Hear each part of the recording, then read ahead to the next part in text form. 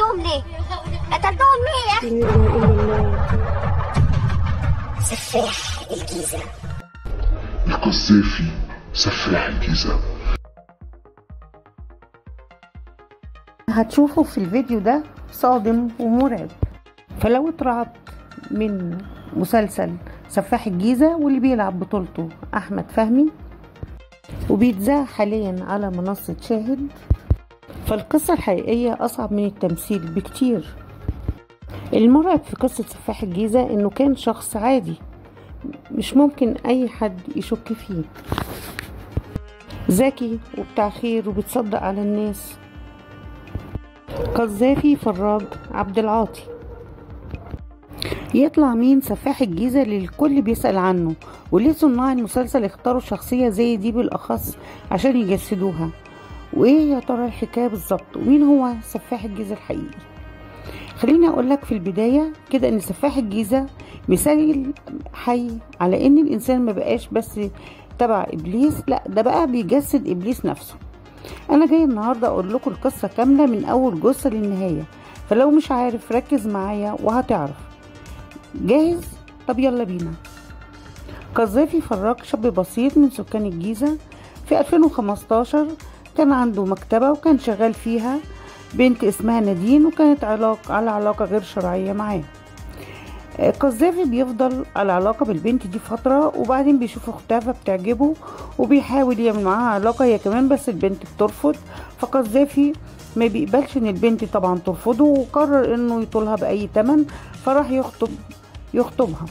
لكن نادين اختها ما عجبهاش الوضع، فهددته وقالت له انها هتفضحه. في مارس 2015 قذافي استدرج نادين للشقة عنده عشان ينهوا مشاكلهم مع بعض. شقته في بلاقة دكرور دور أرضي، وأول ما دخلت وقعدت قدم لها كوباية عصير فيها سم. البنت بعد ما شربت بدأت تصارع الألم بعد السم ما دخل جسمها، ضربها بآلة حادة على راسها، وبعد كده حفر في الشقة ودفن جثتها. وعشان بينا نكمل الحدوتة على لسان واحد ما بيظهرش عليه أي علامة مريبة، كان عنده شبه يعني تأتأة كده في الكلام، وبيجمع الكلام بالعافية، ما بيسلمش على الستات بإيده، يعني كان عنده مظاهر دينية، فهو بالضرورة ان هو يكون محترم. بالعكس اليوم الاسود بقى اللي هو يجي وجاب ناس من قرايبنا، ودول ليهم يعني ايه طريقة في الإقناع ومقربين مننا. ابتدى يلعب ان يا نادين ده انا واحد صديقي منتج وسوري وعندهم شركة انتاج، وعلى فكرة ده هم قبل كده شافوكي في قالت له شافوني فين، ده هم كام اعلان انا عملتهم وعلى اليوتيوب وحتى مش كبار. ابتدى يلعب على الحلم القديم بتاعها صحاه. ما نعرفش مصير اختي الى الان ايه، هل الكلب دوت لوحده بيعمل كل الاعمال دي؟ الوقت دوت كنت لسه يعني مكتوب كتابي عليه، وكنت رحت ضربناه والمكالمه جت في ديله على طول.